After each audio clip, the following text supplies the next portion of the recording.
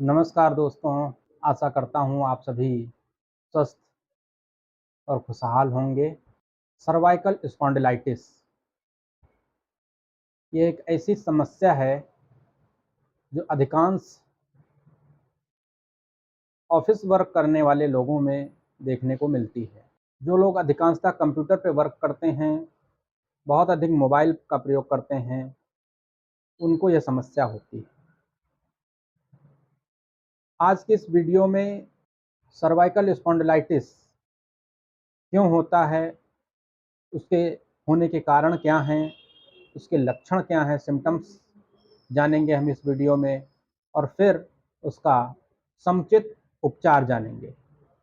किस प्रकार से इफ़ेक्टिव मेडिसिन द्वारा हम सर्वाइकल स्पॉन्डिलाइटिस को आसानी से ठीक कर सकते हैं। इस वीडियो में ऐसी महत्वपूर्ण जानकारी आपको मिलेगी जो आपको या आपके किसी भी परिचित को, किसी जानने वाले मित्र को कभी न कभी अवश्य काम आएगी। इसलिए इस वीडियो को पूरा देखें। अन्य ज़रूरतमंदों को ये वीडियो अवश्य शेयर करें जिससे किसी का भला हो सके।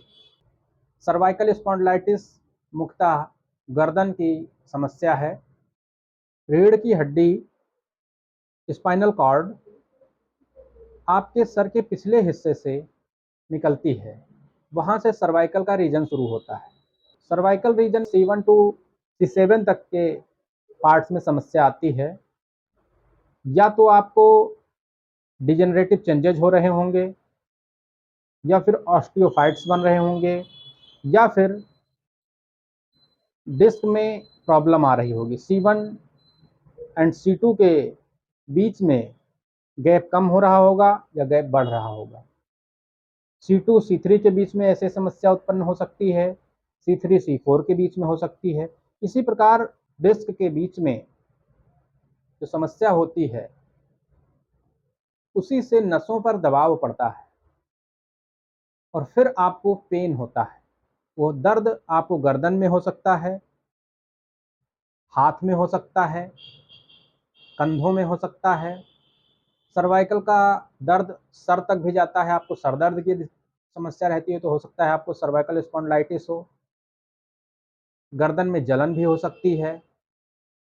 सर्वाइकल का दर्द पूरे हाथ में और उंगलियों तक भी फैल जाता है। सर्वाइकल के दर्द में चक्कर भी आने लगते हैं। किसी किसी को मितली और उल्टी की भी समस्या होने लगती है। सर्वाइकल के दर्द में गर्दन में अकड़न, खिंचाव और तनाव बना रहता है। सर्वाइकल के रोगी गर्दन को ज़्यादा हिला डुला नहीं सकते हैं, उनको भयंकर दर्द की स्थिति उत्पन्न हो जाती है। ये कुछ सर्वाइकल के सिम्पटम्स हैं जिनसे हम सर्वाइकल स्पॉन्डिलाइटिस की पहचान करते हैं। कंप्लीट डायग्नोसिस इन्वेस्टिगेशन की रिपोर्ट्स आ जाती हैं, उसके बाद पता चलता है किस डिस्क में प्रॉब्लम है, किस पार्ट में प्रॉब्लम है। इसके होने के मुख्य रीज़न अधिक भार उठाना।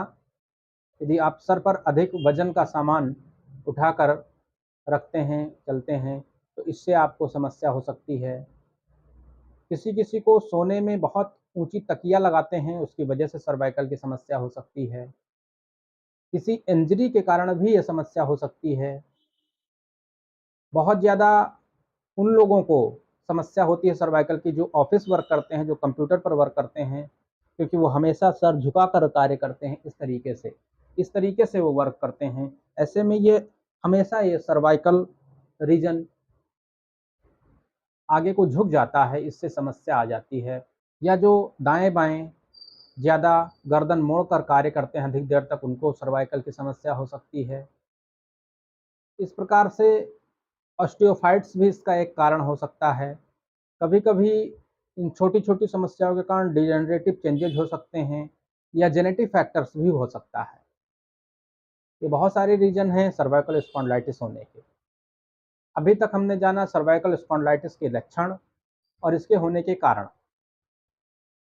अब हम सर्वाइकल स्पॉन्डिलाइटिस को डायग्राम के माध्यम से समझते हैं कि हमारा सर्वाइकल रीजन क्या है। आप इस चित्र में जो देख रहे हैं स्पाइनल कॉर्ड का ये चित्र, इस डायग्राम में सबसे ऊपरी हिस्सा रीढ़ की हड्डी का सर्वाइकल रीजन कहलाता है। उसको C1 C2 C मेडिकल भाषा में जानते हैं। उसके बाद के पार्ट को T1 T2 के रूप में जानते हैं। उसके बाद लंबर रीजन शुरू होता है। लंबर रीजन में L1 L2 L3 L4 L5 के नाम से जानते हैं। और उसके बाद साइटिक रीजन होता है, जहाँ से हमारी साइटिका नर्व निकलती है, जो पिछले वीडियो में हमने आपको बताया था लोअर बैक से निकलती है। आज हम सर्वाइकल की बात कर रहे हैं। इस डायग्राम से आपको स्पष्ट समझ आ गया होगा कि सर्वाइकल रीजन कहाँ पर है और उसके सर्वाइकल की समस्या होने के रीजन्स पर भी हमने चर्चा कर ली।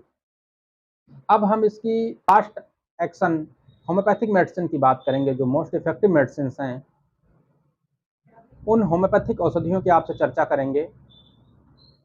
सबसे पहले सर्वाइकल स्पॉन्डिलाइटिस के रोगी, यदि उनको चक्कर आता है, यदि उनको मितली और उल्टी होती है, तो वो ब्रानिया एल्बा 30 और कॉल्चिकम 30 इन 2 औषधियों का प्रयोग कर सकते हैं। 5 से 10 ड्रॉप दिन में 3 बार या चिकित्सक के परामर्श अनुसार। यदि आपको भयंकर दर्द होता है सर्वाइकल रीजन में, तो आप मैग्नीशिया फास और हाइपेरिकम, आप मैग्नीशिया फास हाइपेरिकम 30 पोटेंसी में दिन में 3 बार प्रयोग कर सकते हैं। इसके अलावा यदि आपको डिजनरेटिव चेंजेज हैं, ऑस्टियोफाइट्स है, तो आपको अन्य और इन्वेस्टिगेशन कराने की आवश्यकता पड़ सकती है। इन्वेस्टिगेशन के आधार पर कैल्केरिया फ्लोर, कैल्केरिया कार्ब, रूटा या इंजरी के कारण ये आपको समस्या हुई है, तो आप सिम्फाइटम और रूटा इन 2 औषधियों का 30 पोटेंसी में प्रयोग कर सकते हैं। साथ में आप हाइपेरिकम भी इस्तेमाल कर सकते हैं। प्रचलित होम्योपैथिक चिकित्सा में स्पॉन्डिल पेटेंट औषधि भी, जो आपको फोटो में दिख रही है, इसके द्वारा भी सर्वाइकल स्पॉन्डिलाइटिस में काफ़ी अच्छे परिणाम देखने को मिलते हैं। बट ये इस दवा का प्राइमरी एक्शन होता है, not to be secondary action. Spondyl drops आपको तत्काल रिलीफ दे सकती है, कुछ समय के लिए रिलीफ दे देगी। ये परमानेंट समस्या को ठीक नहीं करती है।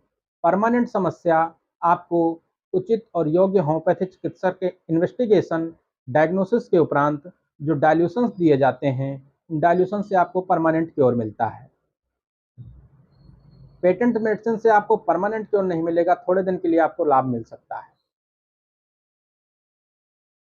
यदि आप सर्वाइकल की समस्या से परेशान हैं, तो आप किसी योग्य होम्योपैथिक चिकित्सक से परामर्श लेकर इन औषधियों को प्रयोग करें।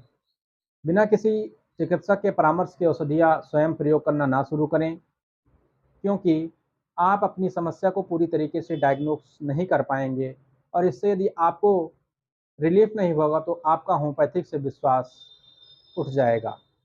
इसलिए आवश्यक है कि किसी योग्य चिकित्सक से परामर्श लेकर ही आप अपना उपचार कराएं, या फिर आप किसी भी समस्या के लिए मुझे कॉल अथवा मेल कर सकते हैं। डॉक्टर भदौरियाज healthcare@gmail.com पर आप मुझे मेल करें, आपको समुचित गाइड किया जाएगा। आज के लिए इतना ही, फिर मिलेंगे किसी नई बीमारी की होम्योपैथिक उपचार, उसके लक्षण और उसके कारण के बारे में जानकारी के साथ। तब तक के लिए आप सभी को बहुत बहुत धन्यवाद, बहुत बहुत आप सबका आभार। सभी को नमस्ते, जय हिंद।